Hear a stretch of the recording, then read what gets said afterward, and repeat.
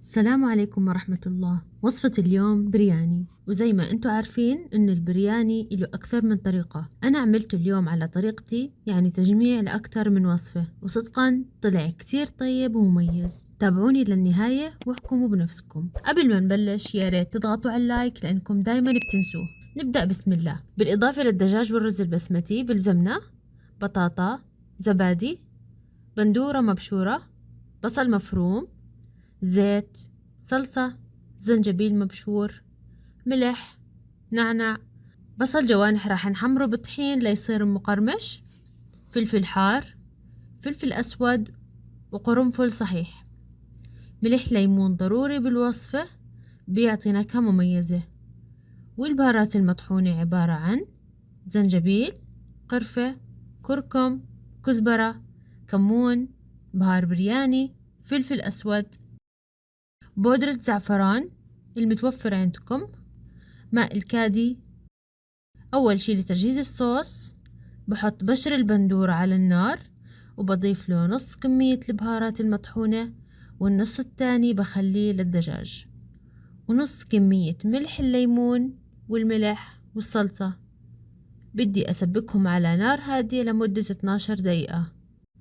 بعدها بحمر البطاطا بشوية زيت، مو لازم نغمرهم، وبنفس الزيت بقلي البصل بعد ما أضفت له ملعقتين طحين لتعطيه القرمشة، والنار تكون عالية شوي، وانتبهوا لا يصير معاكم أسود. لطبخ الدجاج بسخن الطنجرة وبحط الزيت وبحمص البهارات الصحيحة والغار والفلفل وبقية البهارات المطحونة، بس تحميص بسيط يا دوب تطلع ريحتها. وبضيف الملح الليمون، بعدين بضيف الثوم المهروس وبنزل الدجاج بالتدريج مع التقليب، بعدين البصل المفرومة والملح، وبتركها على نار هادية شوي، يعني تقريبا 5 دقايق. بعدين بضيف الصوص وبضيف كمية اللبن، وضروري أخلطه بنص كاسة مي، وبس يغلو بوطي عليه وبتركه يستوي 3/4 المدة، تقريبا ساعة إلا ربع. أثناء هيك بنقع الرز بمي باردة لمدة ربع ساعة، بعدين بسلق الرز بمي مغلية وملح وزيت لمدة 7 دقايق، بعدين بصفيها. لتطبيق الوصفة صار كل شي جاهز عنا. بجيب طنجرة نظيفة بحط فيها نص كمية الرز، بوزع البطاطا، بحط شوية بصل، بضيف الصوص وبشيل منه ورق الغار،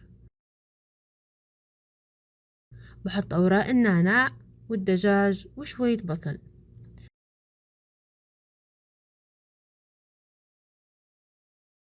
آخر شي بوزع بقية الرز، وما بنسى الزعفران مع الكادي، كتير بيعطيه طعم مميز. بالآخر بضيف أوراق النعناع وشوية بصل وكم من قطعة زبدة، بغطيها بالقصدير أو بفوطة نظيفة وبخليها على نار هادية لمدة 3 ساعة تقريبا. بتطلع معانا مفلفلة كل حب بحبتها، ريحتها وطعمها بشهو. جربوها على طريقتي رح تعجبكم كتير. أشوفكم على خير ومع السلامة.